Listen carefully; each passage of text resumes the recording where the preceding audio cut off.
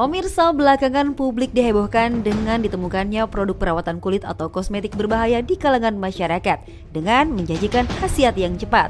Lalu apa efek samping penggunaan produk kosmetik berbahaya? Dan bagaimana cara mengenal keaslian produk sesuai dengan aturan pemerintah? Saksikan informasinya di Hidup Sehat bersama Dr. Ekles sesaat lagi. Salam sehat Indonesia, berjumpa lagi di program kesayangan kita yaitu Hidup Sehat bersama Dr. Ekles. Ingat, kesehatan itu sangat penting ya, jadi wajib pantengin episode ini sampai selesai untuk mendapatkan informasi kesehatan yang bermanfaat dan tentu saja terpercaya untuk Anda. Nah pemirsa, saat ini saya tidak sendiri, saya sudah bersama dengan dua narasumber hebat nih. Kita akan membahas mengenai skincare yang aman yang menjadi perbincangan hangat nih di masyarakat, apalagi yang menggunakan skincare. Di sebelah saya ada dokter cantik, dokter detektif. Hai guys. dengan ini ya, ciri khasnya ada topeng-topeng berkilau itu ya. Topeng bukan filter ya. Topeng. Oh bukan filter, oke. Dan juga bersama Pak Irwan, Direktur Pengawasan Kosmetik BPOM RI. Apa kabar Pak Irwan? Alhamdulillah sehat, Dr. Ekles. Sehat selalu ya. Sehat juga buat semua pemirsa. Iya. Itu bukan topeng ya? Oh bukan ya, itu asli ya kacamata. Asli, alhamdulillah. Oke, kita langsung ke doktif nih. Wah, yang hits nih. Dokter, bagaimana sih pandangan dokter mengenai maraknya produk perawatan kulit dan kosmetik saat ini, Dok? Oke, makasih nih Dok. Ya. Pertanyaannya luar biasa. Jadi begini ya Dok, kita lihat sekarang ini pertumbuhan skincare itu luar biasa. Tetapi apakah disertai dengan persaingan yang sehat? Nah, itulah yang menjadi concern sebenarnya doktif, sampai akhirnya doktif muncul ke permukaan.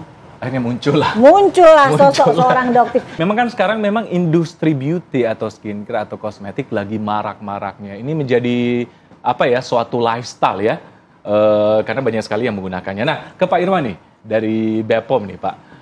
Gimana pendapat Bapak Irwan terhadap perkembangan produk skincare? Mungkin dari BPOM. Ya, makasih Dr. Ekles. Perlu kami sampaikan juga bahwa skincare ini adalah bagian dari kosmetik. Ya.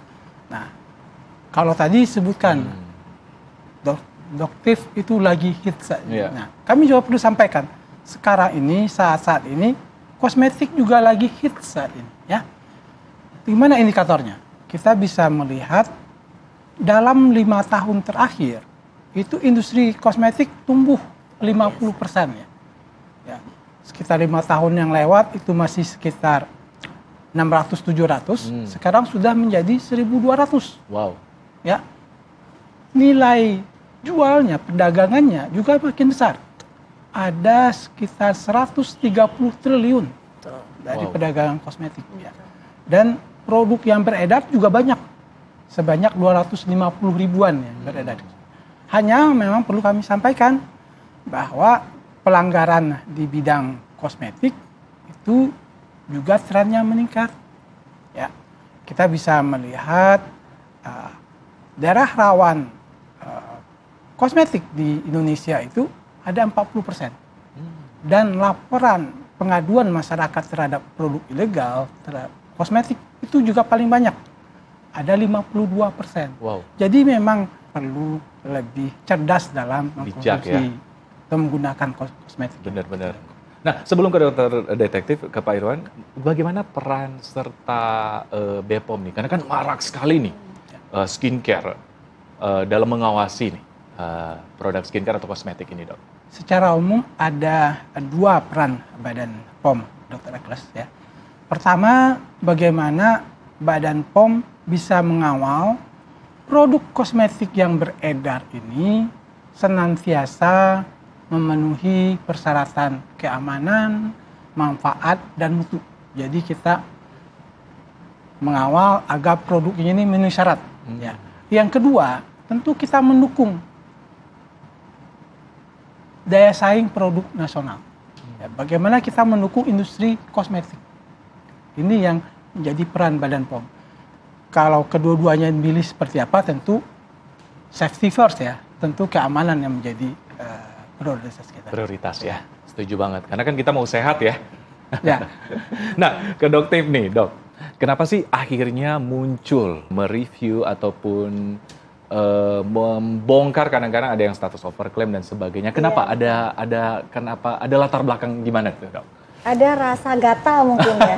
Gatal ini apa yang terjadi di dunia skincare yang menurut Dok Tiff ya, disclaimer dulu ya, ini menurut pemikiran Dok Tiff sendiri, ini persaingannya udah nggak sehat, udah kotor gitu.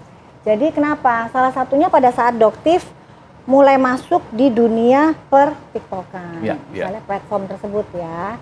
Nah, terus Dok Tiff lihat ini ada beberapa brand yang mendapatkan omset cukup tinggi dengan pembeli yang luar biasa. Sementara Dok Tiff lihat itu adalah brand-brand yang baru gitu, bukan brand-brand legend lah ya. Nah, itu yang membuat akhirnya Dok Tiff penasaran apa yang membuat mereka cepat tumbuh. Sementara yang dijual itu yang Dok Tiff lihat bukan kualitas dari produknya.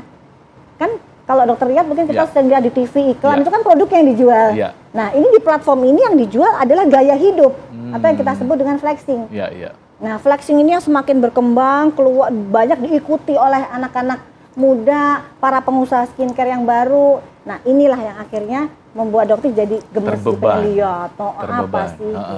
Apalagi mungkin tidak didukung mungkin dengan isinya yang over ya. Nah, setelah klaim-klaim gitu ya. Jadi pada saat Dok Tiff lihat kok mereka mengucapkan kata-kata yang seharusnya menurut mungkin Badan POM overclaim, tidak boleh diucapkan seperti memutihkan, menyembuhkan, menghilangkan. Nah, itu kan sebenarnya kata-kata yang tidak boleh diucapkan ya, karena itu kata-kata yang overclaim. Tapi Dok Tiff melihat kok mereka bisa gitu. Sedangkan para pedagang-pedagang kecil yang melakukan tindakan itu tuh bisa langsung di-ban loh, Dok. Tapi yang untuk yang brand-brand ini itu melakukan berbagai macam kesalahan berulang-ulang itu tidak ada sanksi dari platform ini. Nah, itu juga sesuatu hal yang menurut saya agak aneh. Dan akhirnya saya penasaran juga kan.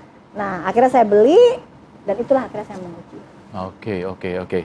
Oke, Pak Irwan, menyambung Dok Tiff tadi, bagaimana sih peran serta BPOM ya dalam pengawasan termasuk pengujian produk skincare ini?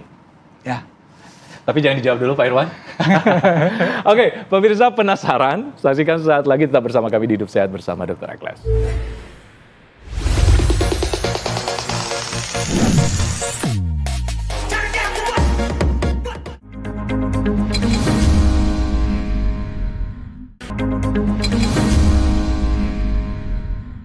Oke pemirsa, kembali lagi di Hidup Sehat bersama Dr. Ekles. Oke, langsung ke Pak Irwan nih dari BPOM. Pertanyaan yang tadi nih, bagaimana sih peran serta mungkin dari BPOM dalam hal pengawasan sekaligus pengujian skincare ataupun kosmetik ini?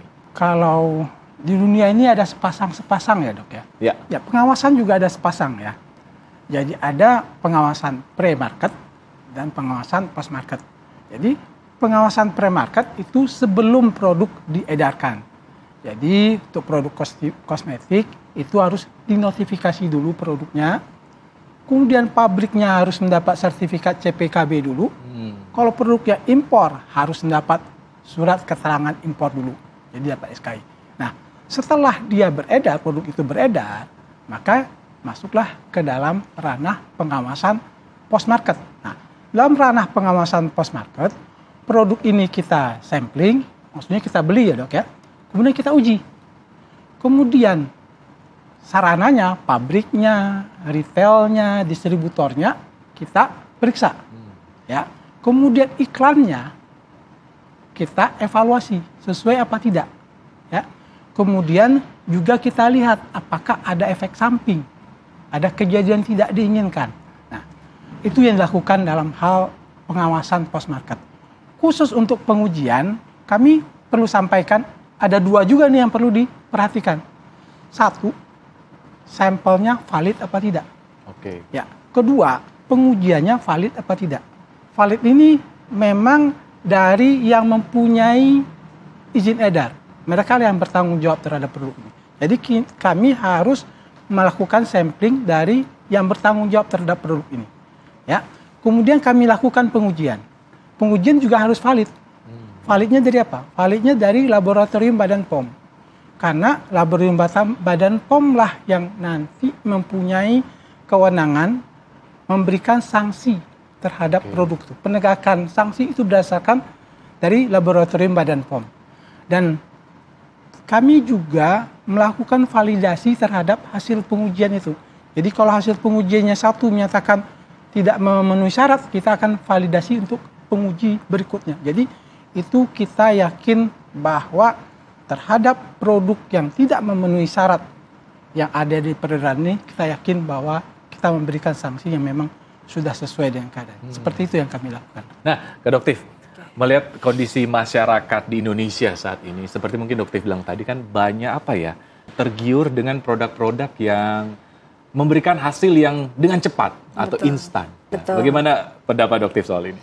Nah, Dok, kita kan sebagai seorang dokter ya dok ya, memang tugasnya untuk mengedukasi. Mungkin dokter tahu beberapa dokter yang sudah sekian lama bertahun-tahun memberikan edukasi juga di konteks yang sama ini seperti ini. Tapi yang jelas ternyata kejadian ini berulang terus-menerus gitu. Jadi kalau menurut yang Doktif lihat dari Badan POM pengawasannya ini sudah cukup, bukan bela ya, tapi memang kenyataannya sih, ya Badan POM ini sudah luar biasa. Jadi ketat, sangat ketat gitu. Tapi yang namanya oknum, nah oknum-oknum nakal ini ya guys, tolong ya jadi hati-hati karena ini terus ada di pasaran. Jadi hati-hati dari tekstur, kalau mengandung bahan berbahaya kalian sudah tahu teksturnya seperti apa, bisa silakan dicari informasinya. Dan kalau bahan berbahaya kalian harus benar-benar cek ya. Jika dia memberikan janji bisa memutihkan dalam waktu sekian hari, bisa mengobati ini dan ini, itu dipastikan fix pasti mengandung bahan. Iya, setuju banget. Putih dalam 3 hari. Nah itu. Sedangkan kita regenerasi kulit ya 2 minggu, 3 minggu ke atas. Betul. Dan terjadi perubahan warna kulit. Nah itu sudah hati-hati itu. Ada apa? Bener. Dan jika efeknya ini dok, banyak loh dok datang dengan kondisi mungkin anaknya yang autis. Karena dia menggunakan produk berbahaya itu sekian tahun. Waktu juga kehamilan ya? Nah pada masa kehamilan. Nah ini kan masyarakat nggak tahu resikonya seperti apa. Bahkan ada nih beberapa pasien yang datang pada saat dia tahu produk yang dia gunakan itu mengandung merkuri. Tapi dia bilang, dok saya udah pakai sih merkuri dok. Saya mau perawatan pakai dokter aja ya. Nanti bisa nggak putih seperti ini. Nah itu jadi mereka menganggap merkuri itu hal yang biasa. Ya. Nah ini. Padahal yang perlu ditekankan masyarakat itu merkuri ini sangat berbahaya dan memang tidak bisa ada di dalam kandungan skincare. Tidak boleh, atau krim. Betul. Ya, setuju banget. Ke Pak Irwan, Pak minta bocoran mungkin ke masyarakat di rumah apalagi yang menyaksikan ini. Dalam melihat skincare atau mengenali skincare yang ada BPOM, izin BPOM seperti apa sih? Ada 2 cara. Pertama bisa kita lihat dari kemasannya, dari penandaannya itu ada nomor izin edarnya dari Badan POM. Ya. Kemudian juga ada barcode di sana. Nah sekarang udah ada barcode tuh ya? Nah ada barcode di sana. Kita bisa mengetahui apakah barcode tersebut benar, kemudian izin edarnya itu benar. Ya, bisa saja izin edarnya abal-abal gitu ya. Nah, kita bisa download BPOM Mobile ya, ada di Play Store. Barcode tadi kita scan gitu. Akan muncul nomor izin edarnya sesuai dengan keadaan itu. Jadi saat ini tidak ada lagi alasan menyatakan kami tidak mengetahui apakah produk ini memiliki izin edar dari Badan POM atau tidak. Kapanpun, dimanapun bisa diketahui. Bisa dicek ya dengan menggunakan handphone. Sesimpel itu. Nah, Pak Irwan, ada juga kan kategori kosmetik, skincare, ada kan kategori etiket biru atau racikan mungkin. BPOM terus serta nggak mengawasi ini? Mungkin perlu diketahui masyarakat. Kita harus tahu dulu, apa itu batasan skincare etiket biru ya. Skincare etiket biru adalah produk perawatan kulit yang mengandung bahan obat keras ya, biasanya obat keras. Ya, ini produk adalah produk yang sifatnya personal. Untuk orang tertentu diresepkan oleh dokter dan diracik di apotek. Bolehkah produk ini? Saya jawab boleh untuk orang yang diresepkan. Yang tidak boleh adalah apabila produk ini dijual bebas. Nah, apakah Badan POM melakukan pengawasan? Badan POM melakukan pengawasan terhadap produk ini. Ya, namun tentu Badan POM tidak melakukan pengujian terhadap produk ini, ya karena produk ini sudah pasti mengandung bahan obat. Jadi kami dapat sampaikan skincare etiket biru bukan untuk semua. Ya. Skincare etiket biru hanya untuk orang yang diresepkan oleh dokter. Setuju banget. Gitu ya. Dokter, seberapa ramai sih, seberapa maraknya, apalagi kan di platform sosial media yang menjual bebas etiket biru ini atau racikan menurut dokter? Cukup banyak. Jadi pada saat dilakukan dicoba nih dibeli, ternyata pada saat dilakukan pemeriksaan di lab, ini pemeriksaan di lab pun dalam kondisi bersegel Bapak. Jadi pemberiannya pada kondisi bersegel, dilakukan di lab yang sudah terverifikasi dan ditemukan obat keras di situ. Dan itu bukan cuma 1-2, itu sudah lebih dari 100 etalase yang menjual produk-produk beretiket biru. Tapi lucunya dia tidak menggunakan etiket biru, jadi dia menggunakan label yang sudah berbadan POM. Iya. Jadi itu yang agak menjadi pertanyaan, mungkin masyarakat agak sulit. Untuk ini kok sudah ada badan POM-nya, tapi kok isinya ternyata mengandung obat keras gitu. Dan ini ya mungkin kalau badan POM, apakah badan POM bersalah? Kalau menurut pemikiran dokter mah tidak, pada saat didaftarkan itu aman. Tapi pada saat dijual itu isinya sudah dirubah. Benar. Nah itu gimana ya Bapak ini? Kembali lagi nih ke Bapak ini. Pengawasan itu ada 3 lapis. Ya. Yang paling bertanggung jawab terhadap produk siapa? Pelaku usaha, produsen. Ya. Kalau dia impor tentu importirnya. Ya. Yang kedua pemerintah mengawal untuk itu produk-produk ya itu supaya tetap memenuhi. Tapi kalau mengharapkan pemerintah saja tentu akan berat ya. Yang paling utama adalah masyarakat mengetahui produk mana yang boleh dia gunakan, produk mana yang berbahaya ya. Jadi kalau ketiga pilar ini bekerja sama, tentu masyarakat mendapatkan produk yang sesuai, yang aman, bermanfaat, dan yang satu lagi daya saing produk kita, daya saing produk Indonesia tentu bisa dibanggakan. Iya, benar banget. Jadi masyarakat juga turut peran serta bijak dalam memilih skincare ini. Dan perlulah kita sebagai dokter juga edukasi ke masyarakat memilih skincare yang baik ya. Dokter, bagaimana ini masyarakat juga ingin tahu bagaimana sih dok tips memilih skincare yang layak dipakai. Tapi jangan dulu jawab dokter. Penasaran? Tetap bersama kami di Hidup Sehat bersama Dr. Ekles.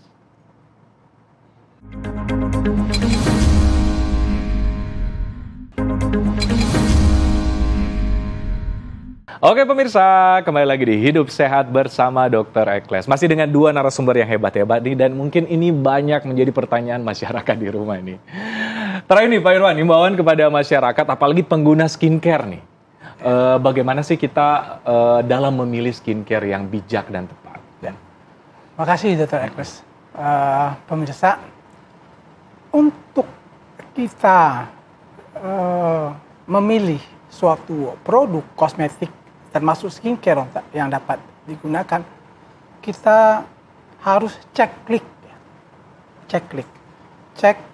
kemasan, label, izin edar. Nah, tadi izin edar sudah tahu ya gimana cara menentukan, mengidentifikasinya, dan kadaluarsanya. Jadi setiap membeli atau sebelum menggunakan produk skincare itu pastikan ceklik. Dan satu lagi, pastikan beli di tempat yang jelas. Ya, officialnya, termasuk official online. Ya, itulah yang menjadi suatu keyakinan kita untuk kesehatan kita, produk yang kita gunakan aman, bermanfaat, dan tentu bermutu. Dan menyehatkan. Ya, jadi checklist tadi ya. Ceklik sesuai logo ini ya, logo Bepom ya. Oke, dokter, terakhir nih, tips juga bagi masyarakat di rumah dalam memilih skincare yang aman untuk kulitnya. Oke. Jadi buat para pemirsa, terima kasih ya dok ya.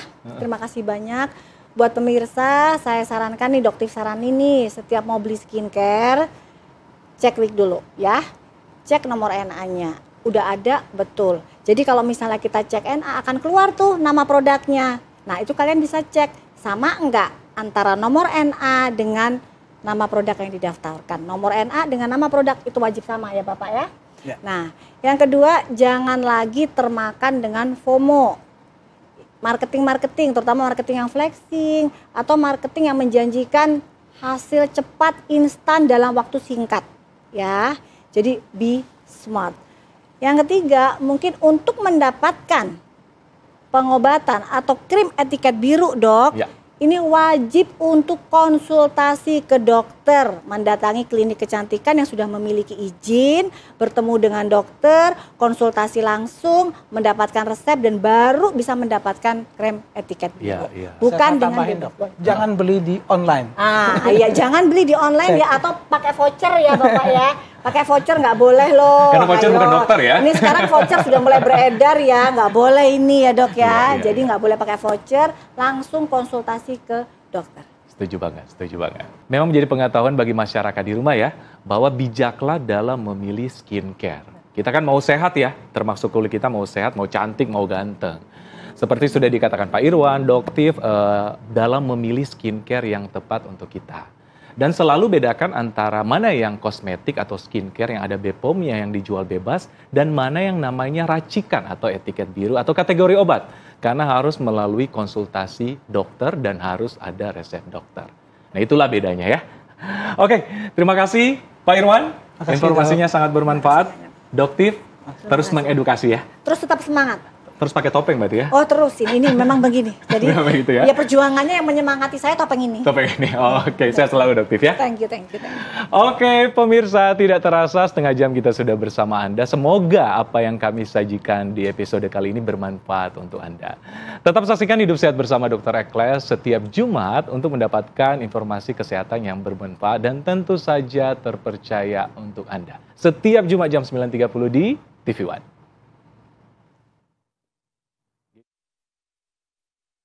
Kami sangat mengerti bahwa di antara Anda mempunyai problem ini, seperti kulit tidak kenyal, kulit tidak lembab, kulit tidak halus, bahkan sangat kusam. Jangan khawatir, Ekles Klinik sangat mengerti itu. Ini dia trendsetter perawatan kulit 2024, yaitu Ekles Chewy Skin. 4 keuntungan dalam 1 kali treatment.